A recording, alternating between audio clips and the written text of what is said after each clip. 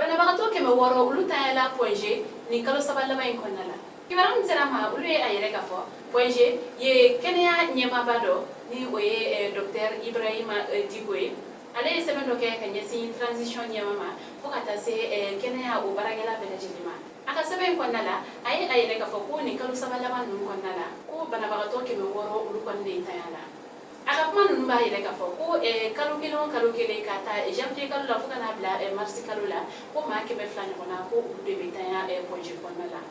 ko ni ye dun ye a ta k'a lajɛ ko o kɔni ye ko kura ye projet kɔnɔna la ko sabula kɔrɔlen a tun tɛ o cogoya la k'aw hakili lajɛ k'a fɔ kabini février kalo tile 6 projet ye kɛnɛya tigilamɔgɔ olu bɛ baara bila kun dɔ la docteur Diko kɔni ka faamuya la ko ni maa 600 minnu kɔni tanyalen filɛ nin ye ko a kɔni sababu bɔra nin gɛrɛko in na ko o kama ale kɔni bɛ a ɲini transition ɲɛmɔgɔw fɛ fo ka taa se mɔgɔ minnu kɔni da bɛ kɛnɛya ko la u ka fɛɛrɛ sigi sen kan walasa cogoya min na fo ka bɛn bɛ se ka sɔrɔ a la jamanadenw olu ka se ka furakɛ i n'a fɔ a ka kan cogoya min na sɛbɛn in kɔnɔna la a y'a yɛrɛ k'a fɔ ko hali ni baarabila kudayi kɔni bɛ yen ko service minimum ko o kɔni fɛnɛ bɛ ka ko nka o bɛɛ n'a ta jama nata olu kɔni fɛnɛ ka ca kɛnɛya tigilamɔgɔw ma ni o kɔni fɛnɛ ye sababu ye ko maa caman kɔni tɛ se ka kundoyɔrɔ sɔrɔ ni o yɛrɛ sababu kelen fɛnɛ kama tuguni maa sata o yɛrɛ fɛnɛ bɛ caya tuguni hali bi sɛbɛn in kɔnɔna la a kɔni a yɛrɛ k'a fɔ ko banabagatɔ gɛlɛn minnu kɔni bɛ yen nɔ ni olu kɔni ye cas d'urgence ye ko olu kɔni ka furakɛli bɛ ka kɛ a cogoya la ko ale ni maa minnu kɔni fɛnɛ bɛ yen nɔ ni olu ka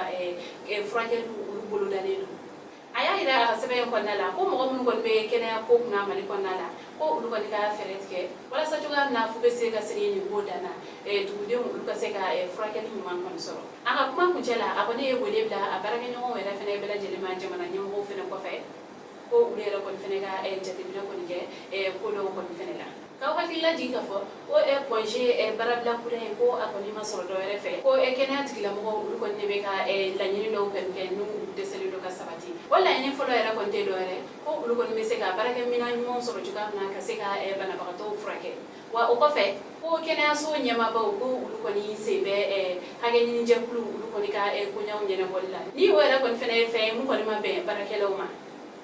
ko wa o kɔfɛ u ka irisirunu minnu bɛ yen nɔ ni o ye sara kunkanfɛn dɔw ye ko o wari ninnu kɔni bɛɛ lajɛlen ka sara kɛnɛya baarakɛlaw ye ale ni fɛnɛ u ka dugukolo ko dɔ kɔni ɲagaminen don ko o koɲa kɔni bɛ se ka ɲɛnabɔ cogoya min na kɛnɛya tigilamɔgɔw olu kɔni ka baarabila ninnu de kɔni ye ala kumabaw ye ni sɛbɛn in kun kan projet olu ka hakɛɲinijɛkulu o ɲɛmaaba ni o ye professeur Gida Lamure ale y'a yɛrɛ k'a fɔ ko ni saya hakɛ minnu kɔni fɔlen filɛ nin ye ko n'i ye a ta k'a lajɛ ko projet kɔni ye kɛnɛyaso belebele kɔni ye ko banabagatɔw olu kan ka da dilan minnu kan ko o ɲɔgɔn 550 bɛ yen nɔ ko ne a jateminɛ o bɛɛ lajɛlen kɔfɛ ko maa 200 de bɛ sa yen nɔ kalo la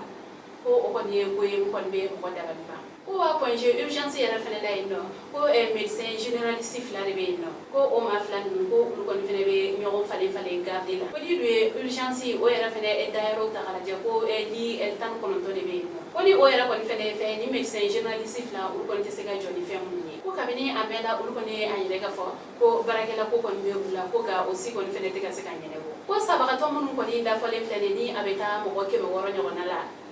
ko a caman kɔni na